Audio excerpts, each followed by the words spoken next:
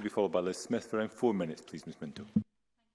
Officer, I also wish to put on record my thanks to those who gave evidence to the SEAC inquiry, the clerks and my fellow committee members, and also I'd like to wish Claire Adamson a speedy recovery. I agree there is a great deal of complexity in the UK Internal Market Act. Professor Jo Hunt, in her evidence, indicated that the UK Internal Market Act views devolution as an obstacle and potential irritant to the economic integration of the UK, but we live in a devolved UK. For Scotland, economic integration, driven by the needs of London and the south east of England, isn't what we need. As Johnny Hall, National Farmers Union Scotland, said, it is vital that the Scottish Government is able to continue to support Scottish farmers and crofters in a way that it is most appropriate for Scottish circumstances to deliver the outcomes that we want around food production, climate, biodiversity and so on.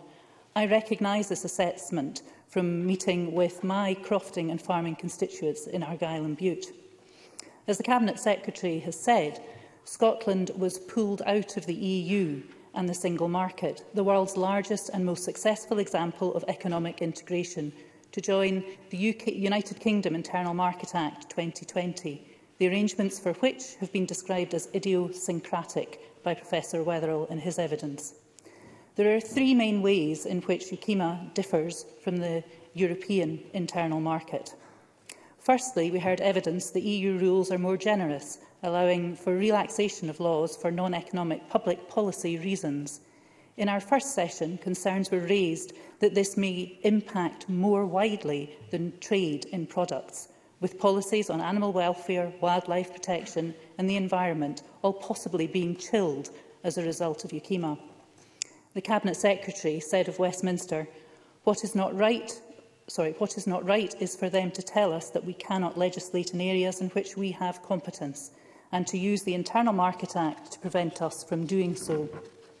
Secondly, principles of subsidiarity and proportionality also govern the EU internal market, not just those of mutual recognition and non-discrimination.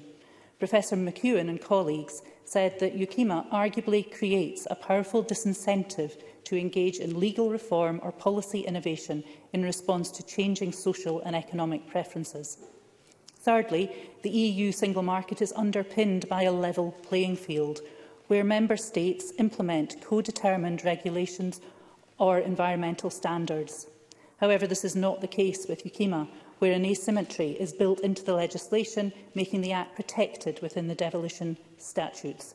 Professor McEwen said, there is nothing that you or your colleagues, that's us, can do about that in your lawmaking capacities to make any amendments. The Westminster Parliament is not constrained in the same way. If, in principle or in theory, it was found that that was a frustration for the UK Government's ability to pursue and fulfil its policy objectives, it could change that in a way that you cannot. For Scotland, the UK Internal Market Act doesn't work to our advantage, doesn't help to enrich the lives of our citizens.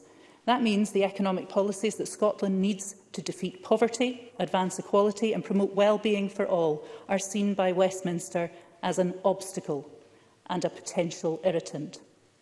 Presiding Officer, there is good news for the UK Government. There is a way to remove Westminster's obstacles and irritants, and that's Scottish independence. Then, and only then, will Scotland get the economic and social policy that it needs and wants.